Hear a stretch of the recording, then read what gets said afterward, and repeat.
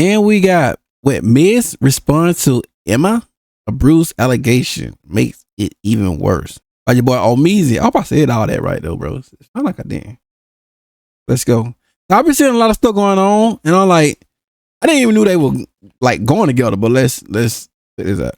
I'm finally going to be opening up about the psychological and domestic abuse, stalking and harassment, sexual assault, and threats of blackmail that Mizkif has done towards me, and some of these issues which are still ongoing. I am totally okay with exposing a lot of things and saying things. At this point, I think it's pretty obvious I will not be friends with any of these people after this. Ludwig was right. I am going to completely separate myself from these people in this community, which is fine, and I've already been doing it. But I have hundreds of messages and DMs from people, things that people probably would never want to get released that are very interesting for everyone, and I will be releasing it as time goes on, because why not? Go crazy. Who cares? Boy, this is actually sick and disgusting. Remember that young streamer Emiru who we covered 7 days ago on this channel that got assaulted at TwitchCon? The young streamer who had her assailant come around the barricade and come up, hug her, kiss her on the neck, potentially have something in his hand to, I don't know, do something with it. I can't even honestly think of what he was gonna do with the device that he had in his hand. Yeah, that same streamer. Well, in her address to Dan Clancy and the Twitch community about what happened, she said something very, very interesting. Something that had my ears kind of perk up. But honestly, this has been a really hard year for me.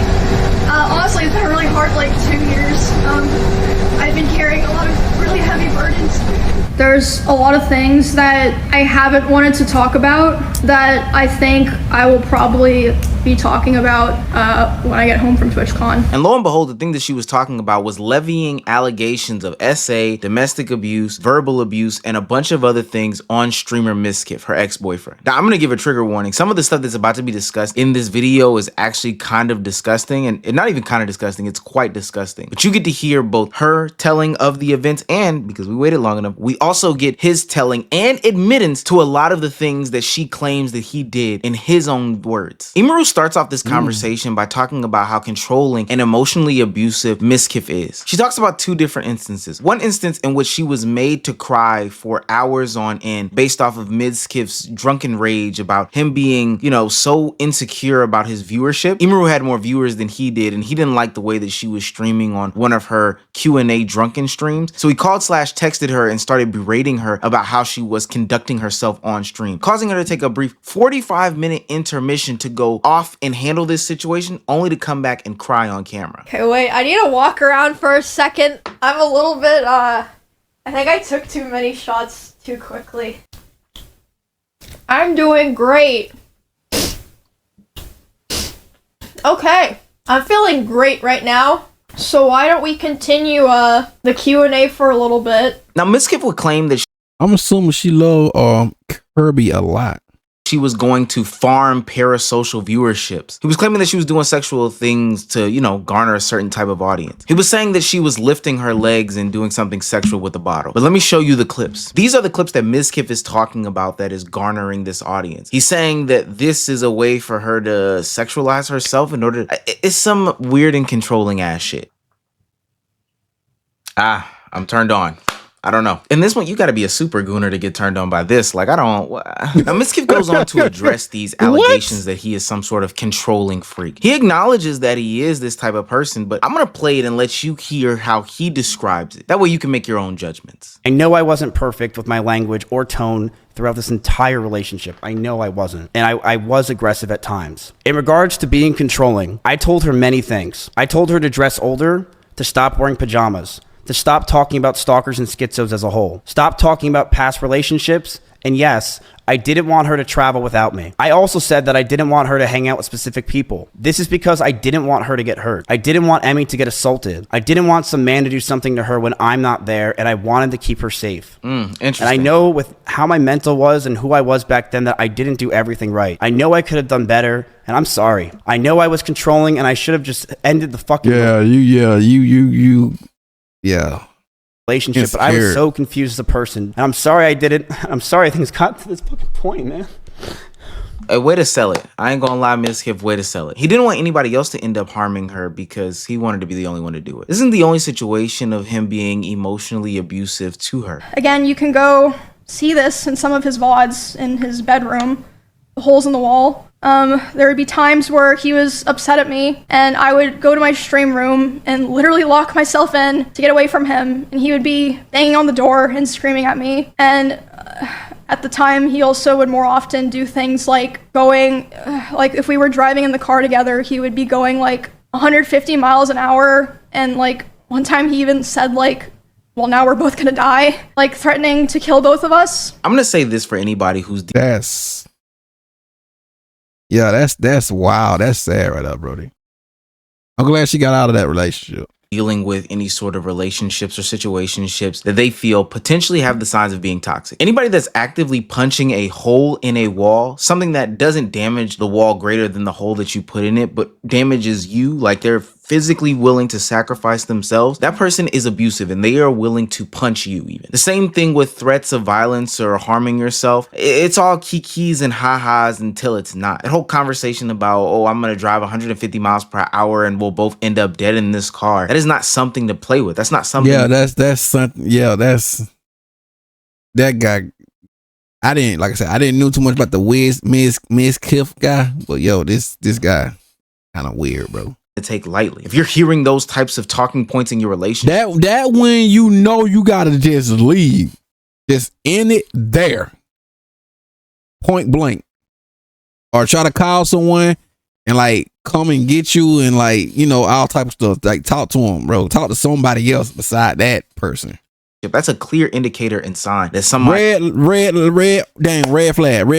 A big red flag right there. That's a big red flag. is abusive and that you should get out. This is a bit of violence that Mizkif himself even owns up to in his response to this Emiru blasting of him. I was not perfect, and I reflect on those situations with poor taste to myself. I'm ashamed that the situations got so bad, but Emmy was also violent.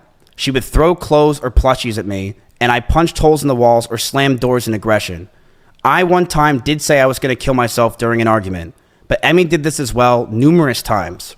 She would constantly say she's going to kill herself in arguments, and I have a picture where while I had a gun pointed at one of her stalkers who came to my house while she was in Kansas, she told me she was going to kill herself out of aggression of the situation while it was happening. Based off of everything that I watched throughout these videos, Mizkif has a common theme of being insecure about his status and his stature in the content creator sphere. You would think somebody who is as big as him would feel like he is more of a success. But listening to Emiru talk about a time where Mizkif decided to drive 150 miles per hour again on the road, it seems as though he is always constantly questioning who he is and his place in the hierarchy of creators. This wasn't like even necessarily because of me or like because of something I did a lot of the time. Like one of the times that it happened, it was because we were just getting food and he was on his phone and he saw that Mr. Beast had put out a video and Mr. Beast had invited another streamer and he was like, oh, Mr. Beast invited this guy to his video, not me. And I was like, oh, well, you know, like, huh?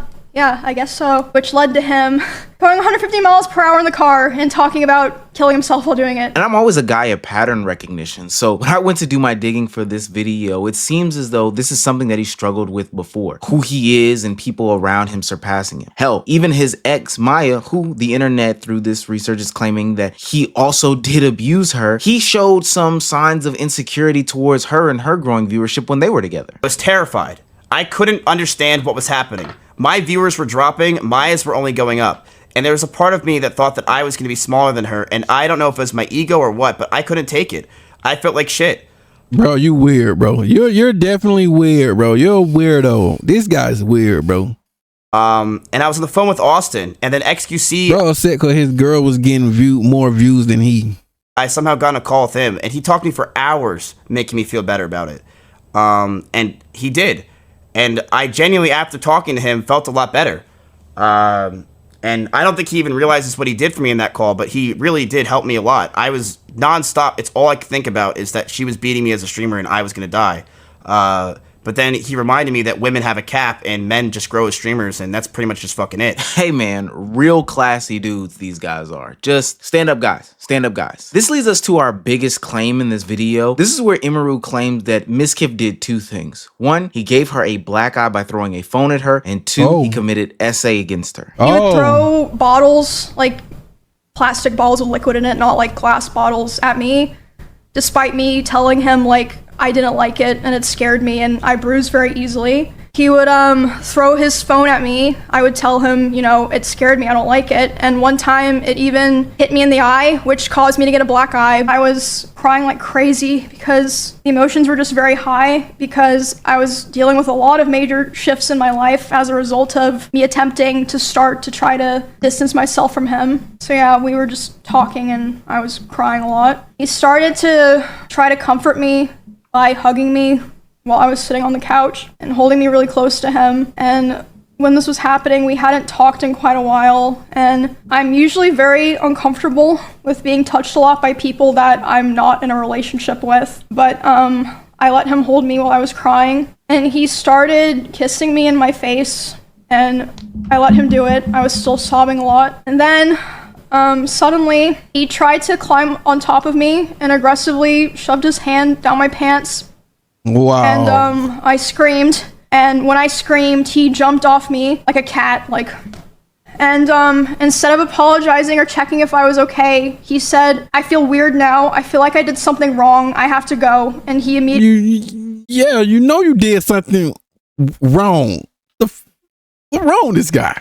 left my house while I was still crying. But were they going together at the time? I don't know, bro. I think Emiru, somebody who just came out of the TwitchCon situation where she got assaulted, knows how serious this is. Knows that she can't just levy these allegations, you know, baselessly and aimlessly. And anybody who is a victim of SA, like, I'm standing with you totally. Especially after Mizkif comes and gives his explanations as to how both situations happened. I have no choice but to believe her wholeheartedly because what he says is just hogwash and baloney. What did he say? She brushed over that I threw water bottles or my phone near her, but that wasn't during fights. I want to make that very clear. It would be me throwing my phone on my bed when I brushed my teeth. She did tell me she got a bruise from it, and I stopped. That's all that happened. I will throw you and show you an example, chat. I'm brushing my teeth. Right here. Look at me. I would throw my phone on the bed. I would just lob it over because I was going to bed. So I would just throw the phone. And you hit her in the eye? That's what you want us to believe? Now, I don't believe that black eye story for 1 second. You're telling me that you casually tossed your phone in water bottle? And she just got a black eye that easy. Nah, he's something else he probably did. Or whatever the case may be, and it's something that just so happened to hit her in her eye to give her a black eye. Now let me ask you this: why after that situation was Emiru going on live stream lying to people about how she got the black eye? I actually had like a small black eye from running into something, and no one could tell. I thought I wouldn't be able to cover it because it was really bad. What'd you run into? I was like turning a corner really fast. And I hit like the bottom of my eye socket on the wall. Y'all couldn't even come up That's oh my God. with a better excuse as to how she got the damn black eye. Like, that's abuse victim 101. Running into a doorknob or door hinge or whatever to hit her in the eye socket. And apparently it was really, really bad. She wasn't showing her face or couldn't show her face and talked about covering it up. But she got that from a phone hitting her in the face. I can't believe that for 1 second. And if that's the excuse that you're going to use for the black eye, let's hear the excuse that you use for the SA. We broke up for about a month, then got back together because we thought we can make it work. We went to get food at BJ's, a common place where we would get food. And then we went back to her house. We cuddled for about 30 minutes and started to kiss. She said that she was okay with this on her stream, and I started to advance to the next stage because I thought that's what she wanted. She yelped, and I immediately sprung up and was scared if I did anything wrong, or did wrong in general. No mention of the crime. I got scared and left the house. I apologize if that made Emmy uncomfortable for me not saying sorry, and I wish I said sorry back then. No mention of the crying. And again, if you were in a situation in which you thought this was the next step, advancing to the next stage, y'all were cuddling and stuff like that, especially in a time of distress, you would have no problem with having a conversation with her right after. Kind of acknowledging that, hey, I read the room wrong. You yelping and leaving the way that you did seems as though you did something that you knew you were guilty for. If Mizkif didn't give enough bad excuses after bad excuses on this live stream, he then doubles down on what Emiru kind of alluded to at the end of her stream, and the fact that, hey, Mizkif is going to try to paint me to be some sort of a villain in this conversation. And the way that he does that is by playing the animal card, the same card that they tried to use on Hassan last week. Emiru has a lot of rabbits. It was her calling when she first moved in. These were a big part of her life. But as those rabbits moved out of her room and into the living room, they started to see disgusting neglect. No food, no water, sometimes not having clean bedding for weeks. I, along with many others who would come over, would give them what they needed, and I would tell her all the time to take care of them, but to no avail. She completely neglected those rabbits. So much I can't even hear it because the dang chat. that many of them just died over 1 year of being around in my house. My cleaning ladies would clean them just because they felt terrible. And my brother once came over and said, and I quote, "If you ever marry this woman, I'll never forgive you." What? I couldn't even. Oh my God, I couldn't hear it because the sevens. Oh, ever marry this woman, I'll never forgive you. What? Oh. Here is a video up close of Emiru's rabbits. I think it's odd. These are small little mites that are inside the rabbit cage, and she didn't care. She completely neglected these animals, and I'm not going to sit around and let people say that she didn't. People who came to my house knew that they were neglected. What's that? This is an up-close view of the rabbit cage being completely disgusting and neglected. She left them to die, and I'm not going to sit here and have her pretend she didn't. It's fucking disgusting. So let me get this straight. Your ultimate combatant to the SA allegations, the DV allegations, the verbal abuse allegations is the fact that Emiru was neglectful to rabbits that were also in your house and in your care. I don't think that that's like the best excuse in the world. Actually, I don't think it's an excuse at all. It's a non-excuse. It's crazy because he's trying to play this internet game that a lot of content creators try to do, in which they utilize their audience and their feelings towards a situation in order to paint somebody or someone else in a bad light. I'm gonna be quite honest with you though, gang. This is falling on deaf ears. Nobody cares about these rabbits in this situation when there are claims of SA that you admitted and acknowledged, when there are claims This is kind of big, Brody. DV, which you gave an excuse about, and when there are claims of threats, violence, and other things. You are an insecure man, and that is a invalid excuse, full stop. Now, what Mizkif did to close out his stream is he gave a pretty eerie and ominous threat to other content creators and streamers out there that he knows personally. I am going to stand up for myself. I am going to defend myself in these situations. I am not going away. I have no plans to go away. And I believe a lot of the situations today were absolutely exaggerated. I have dozens of photos and videos, calls and messages as well, if she has them. I have things I will be leaking over the next few days of other people, of other things. I have a lot of messages that I have that I'm going to expose as time goes on, because I do believe that this is a time to go fucking buck wild. So you've been sitting on these other videos and other evidence of people doing SA until he get caught, and now he want to like just take all the heat off him. Nah, buddy. Nah, that ain't gonna work. DV or just other disgusting stuff from your content creator and streamer friends. Got it. We hear you loud and clear. And I think that is a bow on this specific conversation, but it opens up the present of a bigger conversation. Twitch, the community, the streamers, the content creators have problems, like real problems. Not like, oh, we can't figure out which platform to stream on, but no, these are people who are violent. And it's disgusting because in his attempt to defend himself, Mizkif is ultimately admitting that, yeah, I know that streamers commit these atrocities. I just hide them, just like other streamers do. But I tell you what, Mizkif, you go ahead and you release that information. Release that information. I want you to, because we can pack them and you up. We can pack. Yes. everything. No, I'm saying like, hey, release them. Release them now.